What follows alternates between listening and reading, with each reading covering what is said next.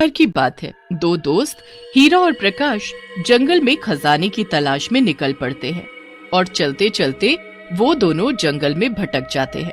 हीरा, मुझे ऐसा क्यों लग रहा है कि हम दोनों जंगल के गलत रास्ते पर आ गए हैं। यहाँ तो चारों तरफ सन्नाटा और अंधेरा है। ये जंगल इतना घना है कि सूरज की रोशनी तक हमारे पास नहीं पहुँच रही। तुम्हारी बातों से तो यही लगता है कि डर गए हो। मुझे नहीं मालूम था कि तुम इतने डरपोक निकलोगे। ऐसी बात नहीं है, मुझे कभी किसी से डर नहीं लगता, पर आज पता नहीं क्यों अजीब सा लग रहा है। अभी थोड़ी और देर की बात है, जब हमारे हाथ खजाना लगेगा तब तुम्हारा ये डर और ये अजीबपन सब दूर हो जाएगा। दोनों दोस्त आपस में बात करते हुए आगे चले जा रहे थे कि तभी प्रकाश को कहीं से खाने की खुशबू आने लगती है। ये खुशबू तो खाने की आ रही है, और ये खाने की खुशबू मेरी भूख और बढ़ा रही है।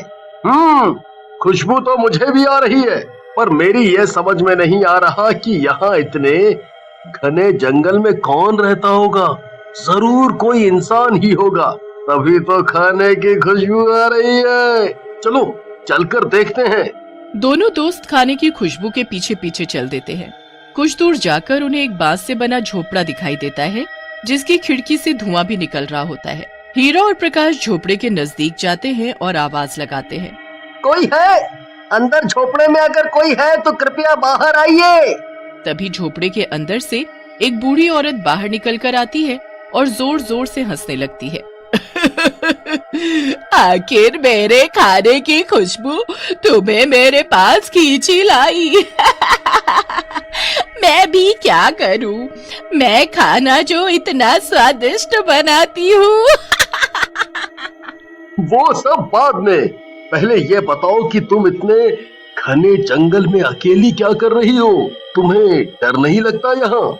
नहीं, मुझे डर नहीं लगता, और मैं यहाँ अपने लिए नहीं, तुम जैसे राहगीरों के लिए रहती हूँ। यहाँ जंगल में जो भी आता है खो जाता है। खोने के बाद वो भूखा प्यासा यहीं जंगल में तड़प तड़प कर अपना दम ना तोड़ दे, इसलिए मैं उन सब के लिए यहाँ खाना बनाती हूँ। ये मेरा छोटा सा बांस का ढाबा है। क्या तुम दोनों मेरे ढाबे का खाना खाना पसंद करोगे? मैं खाने के कोई पैसे नहीं लूंगी, जितना मन करे पेट भर कर खाना। बूढ़ी औरत दोनों को अपने बांस से बने ढाबे के अंदर ले जाती है और उनके लिए खाना परोसती है। हीरा और प्रकाश को खाना बहुत स्वादिष्ट लगता है। काकी, आप खाना बहुत स्वादिष्ट बनाती हो। मेरा तो पेट भर गया, पर मन नहीं, इसीलिए मैं तो और खाऊंगा। मैंने इतना स्वादिष्ट खाना पहले कभी नहीं खाया। दोनों दोस्त खाने में व्यस्त थे कि तभी खाते खाते उन दोनों के शरीर में कुछ अजीब सा होने लगता है। ये क्या हो रहा है? मुझे घुटन सी महसूस क्यों हो रही है? तभी बूढ़ी औरत चुड़ैल में बदल जाती है, दिखने में बहुत डरावनी। प्रकाश, ये कोई बूढ़ी काकी नहीं, ये तो कोई चुड़ैल है।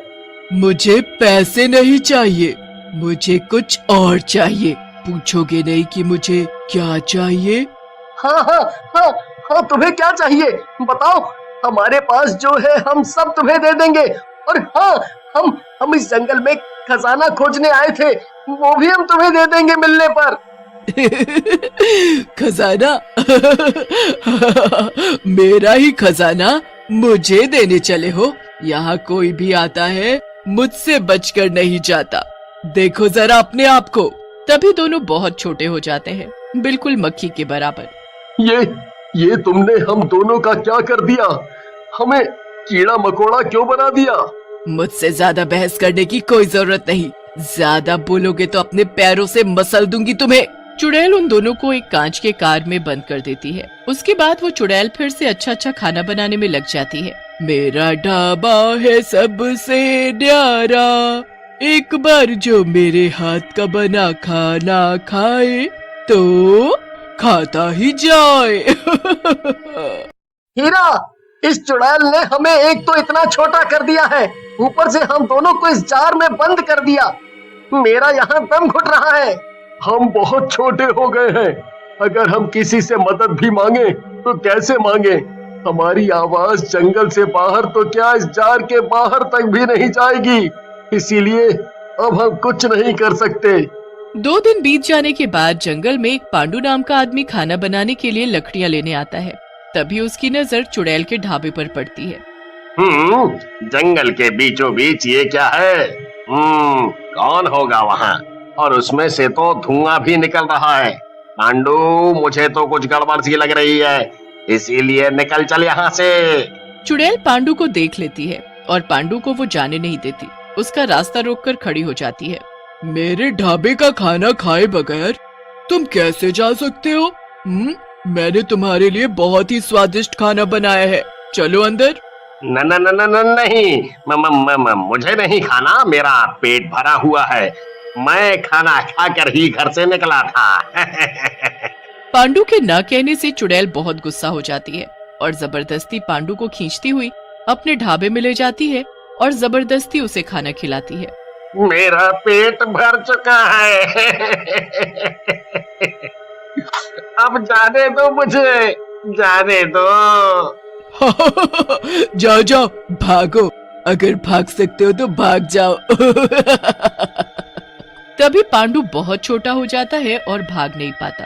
ये तुमने मेरा क्या हाल बना दिया। अब मैं अपने घर कैसे जाऊंगा? अपने बच्चों से कैसे मिलूंगा? चुड़ैल उसे भी एक जार में बंद करके एक कोने में टांग देती है। तभी ढाबे पर एक बहुत सुंदर सी लड़की आरती आती है और वो चुड़ैल को माँ कहकर पुकारने लगती है। माँ, मैं आ गई। बहुत दिन लगा दिया मेरी बेटी तुमने। तुम्हें पता नहीं कि तुम्हारी माँ को तुम्हारी हर पल कितनी याद आई। आजा मेरी बेटी, अपनी माँ के गले लग जा। माँ, एक बात बोलूं? हाँ मेरी बेटी, बोलो। माँ, ये ढाबा जंगल में नहीं चलेगा, इसे बंद कर दो। वैसे भी यहाँ जंगल में कौन आएगा हमारा खाना खाने? बेटी, तुम्हें नहीं पता कि हमारा ये ढाबा कितना मशहूर हो गया है।